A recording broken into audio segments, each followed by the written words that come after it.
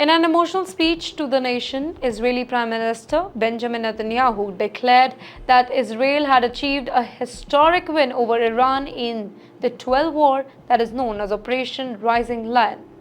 Addressing the people of Israel on national television, Netanyahu praised the strength and unity of Israeli citizens, the bravery of the soldiers, and the crucial support from the United States. He said that the nation rose as a lion and our roar shook Tehran and echoed across the world. Netanyahu explained that the main goal of this particular war to remove two major threats of Israel's existence: the threat of Iran's nuclear weapon and the threat from Iran's massive arsenal of 20,000 ballistic missiles. According to him, if Israel had not acted now, the country would soon have faced the danger of the complete destruction. But thanks to the swift military action, that danger was stopped.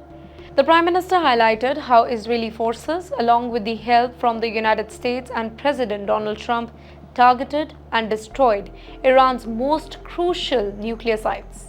These included the Natanz uranium enrichment plant, the Isfahan conversion facility, and the heavy water plant at Arak. Even the Fordo underground nuclear facility, one of Iran's most protected sites, were attacked with the help of United States. B-2 bomber dropping massive bunker buster bombs. Well, these strikes were part of the operation nicknamed Operation Midnight Hammer.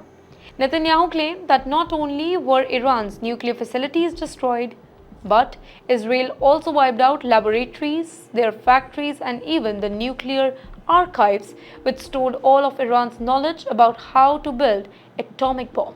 He warned that if Iran ever tried to restart its nuclear program, Israel will strike again with the same determination. The war wasn't just about the nuclear program. Netanyahu also said that Israel heavily damaged Iran's ballistic missile industry. Israeli airstrikes hit missile factories, destroyed missile depots, and wiped out most of Iran's missile launcher. Reports say that Israeli forces destroyed between 800 to 1,000 missiles before they could even be launched. Now, this forced Iran to move its missile launch operation far away from Israel, deep into central and eastern Iran. Israel also delivered a crushing blow to Iran's military leadership. Multiple top commanders were also killed, including the heads of Iran's Revolutionary Guards, the Iranian Armed Forces, the Emergency Joint Headquarters, and IRGC Air Force. Along with them, two senior members of the Quds Force, Iran's elite external operation unit, were also eliminated. Netanyahu said that just hours before the ceasefire, Israel carried out the most powerful attack of the entire war, killing hundreds of regime operatives in one night.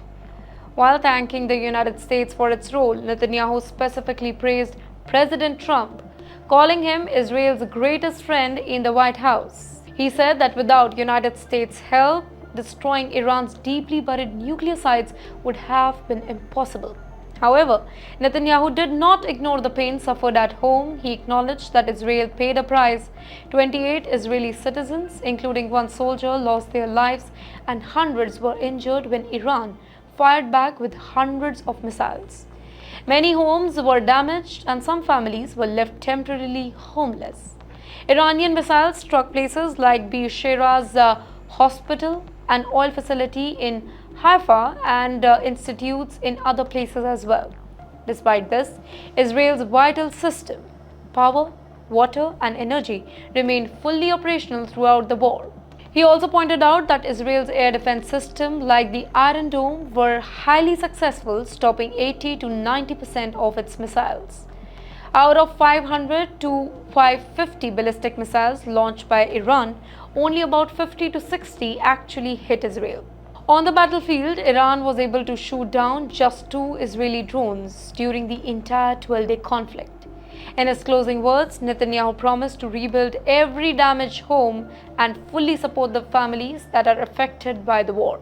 He told the people of Israel that their strength and unity had achieved the unimaginable. The nation rose as a lion. With God's help and the eternal people of Israel will continue to protect the future of our nation. Well, that's what he said very proudly.